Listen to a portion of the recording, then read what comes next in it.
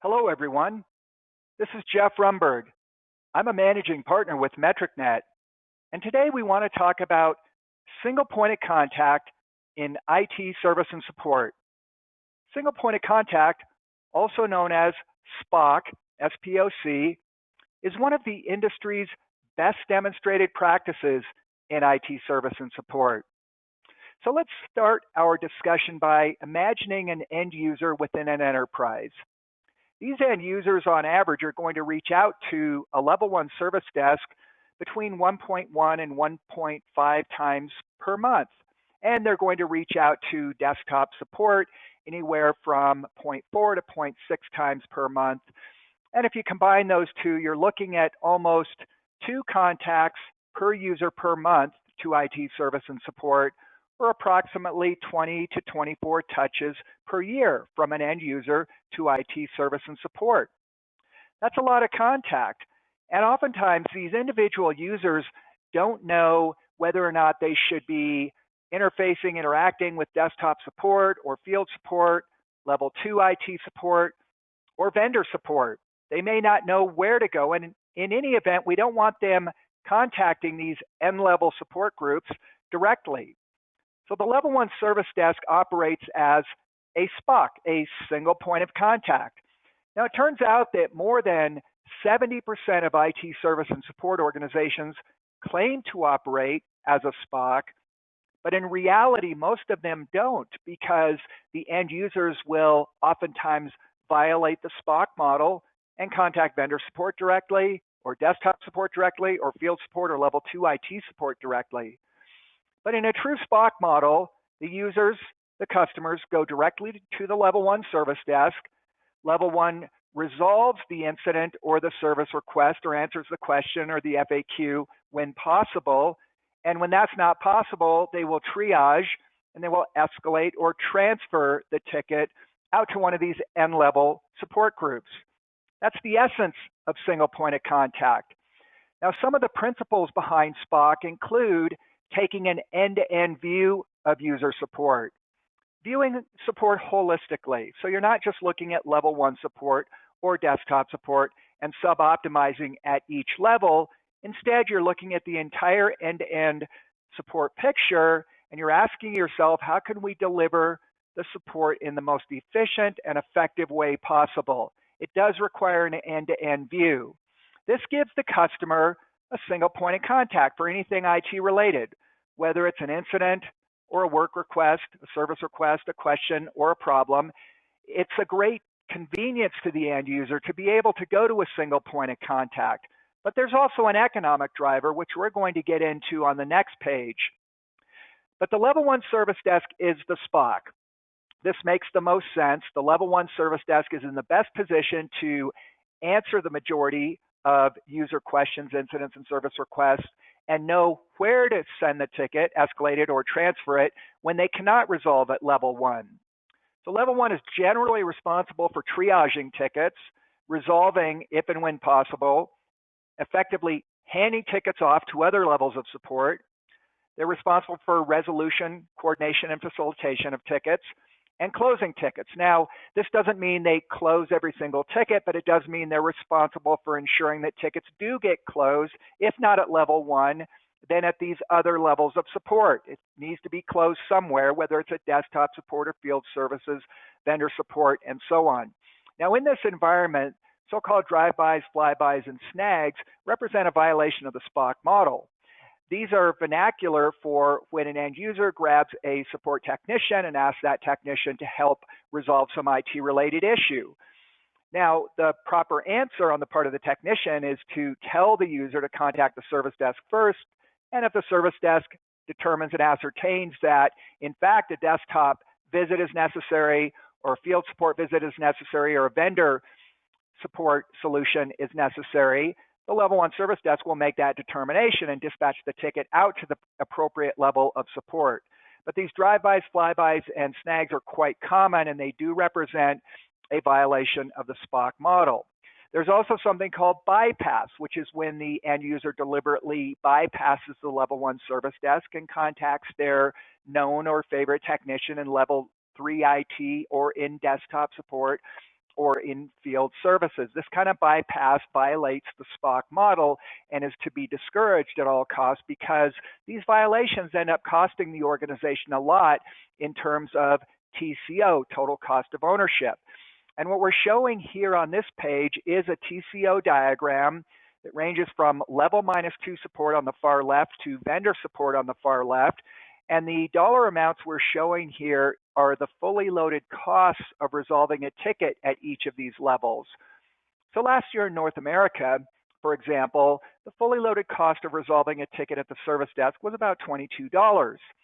The incremental or additional cost of resolving a ticket at desktop support was almost $70. Level 3 IT, a little over $100. Field support, $220. And then vendor support, the cost fully loaded was about $600 per ticket. Now, if you have bypass or you're violating the SPOC model and the users are going directly to desktop support or IT support or field support or vendor support when they could have gotten resolution at level 1, they are increasing total cost of ownership. They're shifting right on this diagram, and we want them shifting left on this diagram. And so a SPOC, a single point of contact service desk, is going to ensure that tickets don't go to these other higher cost levels of support like desktop, IT support, field support, or vendor support unless absolutely necessary. Now we have a metric to measure this, and it's called PRLC, percent resolved level 1 capable. It's simply the percentage of tickets resolved at any level of support that could have and should have been resolved at level 1. So for example, let's say that desktop support handles 1,000 tickets per month, and we determine that 200 of those tickets could have and should have been resolved at level 1. Well, the percent resolved level 1 capable in that case is just 20%, because 200 out of those 1,000 tickets could have and should have been resolved at level 1. Now that 20% number is not just a coincidence. It turns out that when we look at all these different levels of support to the right of the service desk, approximately 20% of desktop tickets, 20% of IT level 3 tickets, 20% of field service, field support tickets, and 20% of vendor tickets could have and should have been resolved at level 1. Imagine how much that is costing an organization. It increases your total cost of ownership when you have tickets resolved at higher cost levels of support when they could have and should have been resolved at level 1. So that is the economic incentive, the economic driver behind SPOC. The other driver is just simply convenience for the end user. They know where to go, single point of contact, level 1 service desk for anything IT related, whether it's a service request, an incident, a question, an FAQ, whatever it happens to be. That end user may suspect that they're ultimately going to get resolution at desktop or field support or vendor support. But in order to truly have a SPOC model, you want as few violations of the SPOC principle as possible, and you want every customer going directly to the service desk. And if you don't get resolution there, the service desk is responsible for appropriate triage, escalation, and transfer of those tickets. Now, please keep in mind that SPOC, single point of contact, represents just one of many industry best practices in IT service and support.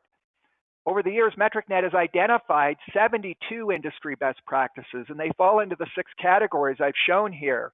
Some of the best practices relate to IT support strategy, some relate to human resource management, some are related to ticket handling or ticket handling processes and procedures, some related to technology, some related to the discipline of performance measurement and management, and some related to stakeholder communication.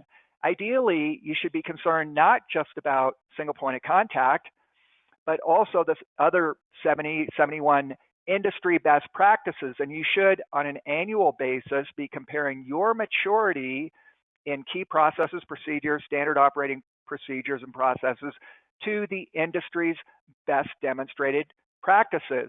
And the best way to do that is through benchmarking.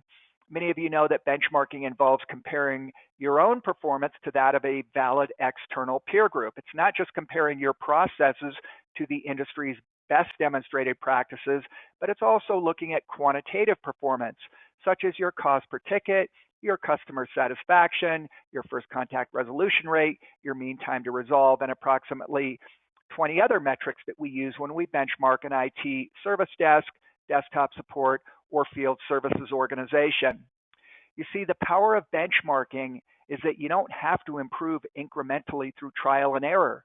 Benchmarking enables you to bypass all of that and build upon the industry's best demonstrated practices so you can improve your performance not at an evolutionary pace, but rather at a revolutionary pace.